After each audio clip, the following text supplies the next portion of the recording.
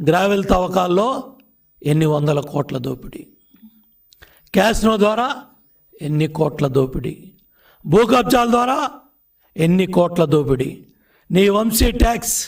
అర్రర్రర్రర్రే, national highway road వేస్తూ ఉంటే flyover కట్టాలంటే నీకు డబ్బులు ఇవ్వాలా, గ్రావెల్ తోలుకోవాలంటే నీకు డబ్బులు ఇవ్వాలా, మట్టి తోలుకోవాలంటే నీకు డబ్బులు ఇవ్వాలా.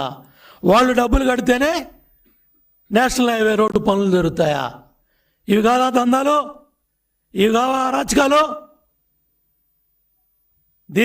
దీనికోసమే కదా జగన్ రెడ్డి పక్షాన చేరి ఈ దందాలు చేయడానికి, దోపిడీలు చేయడానికే తెలుగుదేశం పార్టీ కార్యకర్తల నాయకుల గుండెల్లో దాన్ని వాళ్ళ మీదే కేసులు పెట్టి, నిన్ను గెలిపించిన వాళ్ళనే జైల్లో పెట్టి, నీకు ఓట్లు వేసిన వాళ్ళే నానా హింసలు పెట్టి ఎన్ని అరాచకాలు చేసావు 4 సంవత్సరాలు వైసీపీ ప్రభుత్వంలో.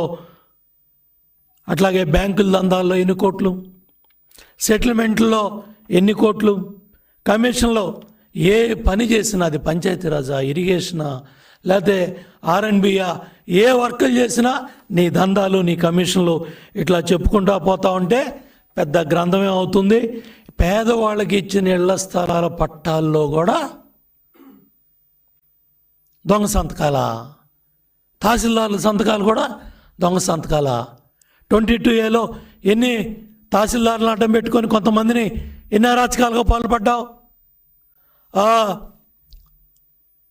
ఔటర్ రింగ్ రోడ్, కొత్తగా వచ్చే ఔటర్ రింగ్ రోడ్లో ఎన్ని దందాలు, ఎన్నిటికి పాల్పడ్డారు. ఆ గుడివాడ గుట్కాగాడు నువ్వు కలిసి, ఆ రేషన్ దొంగ పేరు నాని, గుడివాడ గుట్కా కొడాలి నాని, అట్లాగే ఈ పిల్ల సైకో వంశీ, వీళ్ళు ముగ్గురు కలిసి జగన్ రెడ్డి పాలనలో వీళ్ళు చేసిన దందాలు కానీ, పైరువీలు కానీ, కబ్జాలు కానీ ఇవన్నీ కూడా విచారణలో ఉన్నాయి. మొత్తానికి వీటన్నిటికి కూడా మూల్యం చెల్లించుకోవాలి. వీటన్నిటికి కూడా సమాధానం చెప్పే రోజులు దగ్గర పడ్డాయి. అన్నీ కూడా బట్టబయలవుతాయి.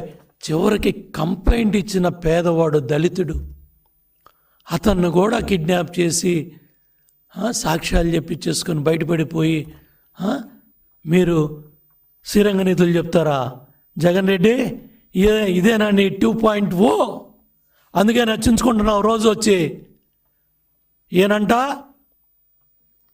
మన కథ తెలుస్తా అంట. నీ కథ తెలిసే రోజులు దగ్గర పడ్డాయి జగన్ రెడ్డి. నీది కూడా, నీ దందాలు మొత్తం బయటపడతా ఉన్నాయి ఒకటి.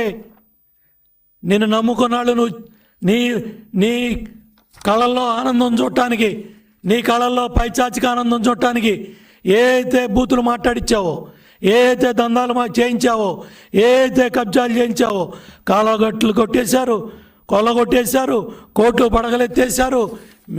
వీళ్ళందరూ కూడా కటకటాలు పాలయ్యే పరిస్థితులు ఈరోజు బయటకు వస్తూ ఉన్నాయి.